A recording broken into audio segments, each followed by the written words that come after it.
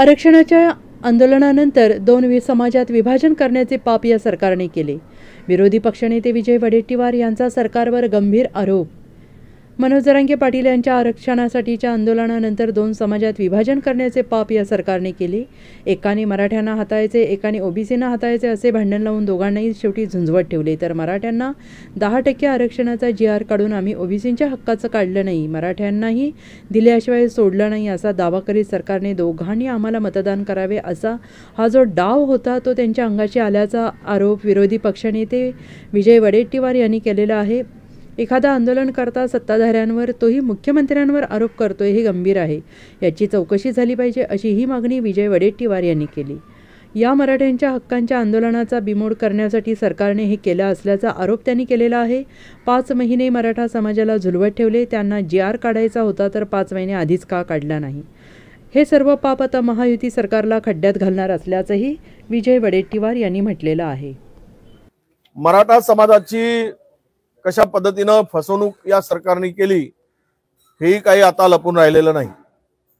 5 महिने जरांगे साहेबांच्या आंदोलनानंतर, पाटलांच्या आंदोलनानंतर त्या समाजाला फिरवत ठेवण्याचं काम झालं आणि शेवट बोळवण करून जे टिकूच शकत नाही अशा प्रकारचं आरक्षण देऊन निवडणुकीच्या वर डोळा ठेवून मतं घेण्यासाठी हा, मला वाटतं हा फंडा, मुद्दा मी वापरेल, हा फंडा वापरला गेला आणि संपूर्ण मराठा समाजाची फसगत करण्याचं काम या सरकारने केलेले आहे.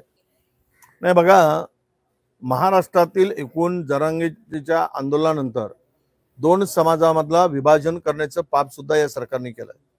हे काही लपून राहिलेलं नाही. एकाने मराठ्यांना हाताळायचं आणि एकाने ओबीसीना हाताळायचं असं भांडण लावून दोघांची शेवटचा तो पाहिला 10% GR काय सांगितलं गेलं, आम्ही ओबीसीच्या हक्काचं काढलं नाही पण आम्ही मराठाला दिल्याशिवाय सोडलं नाही, म्हणजे दोन्ही आमच्या खाली या आणि आम्हाला मतदान करा. हा जो डाव होता ना, त्या डावात ते अपयशी ठरले, यशस्वी झाले नाही. ते जे प्रयत्न केलेत हे त्याचं फलित आहे. तुम्ही किती काळ लोकांना बनवणार आहात. आणि राहिला आहे आता ते जर देवेंद्रवर, फडणवीसावर आरोप करत असतील तर ते त्यांना माहीत, त्याच्या मागची पार्श्वभूमी. आम्ही काही त्यांच्याजवळ त्या सगळ्या मुवमेंटमध्ये नाही आहोत. पण असं काही होत असेल तर याची चौकशी मात्र झाली पाहिजे. हा गंभीर विषय आहे. एखादा आंदोलन करता इतका गंभीर आरोप सत्ताधाऱ्यावर करतोय, उपमुख्यमंत्र्यावर करतोय, हे या गंभीर प्रकरणाची चौकशी कोण करणार? न्याय कोणाकडे मागावं? आणि जे आरोप प्रत्यारोप करून त्या आंदोलनाला, जे आंदोलनातून मराठा समाजाच्या पदरी अपयश आलं, म्हणजे पदरी निराशा आली, त्यामधून त्यांनाच आता जरांगेंना जर त्यांचं आंदोलन आणि त्यांना संपवण्याचा सरकारकडून पुरस्कृत होत असेल तर मात्र उद्याच्या दृष्टीनं आंदोलन लोकशाही पद्धतीने करणं आणि न्याय मागण्याची जी मिळण्याची जी अपेक्षा असते, तर या देशात लोकशाहीलाच खड्ड्यात घालण्याचं काम सुरू झालं आहे सत्ताधाऱ्याकडून. हे आता स्पष्ट झालेलं आहे. Bureau report, SBN Marathi, Mumbai.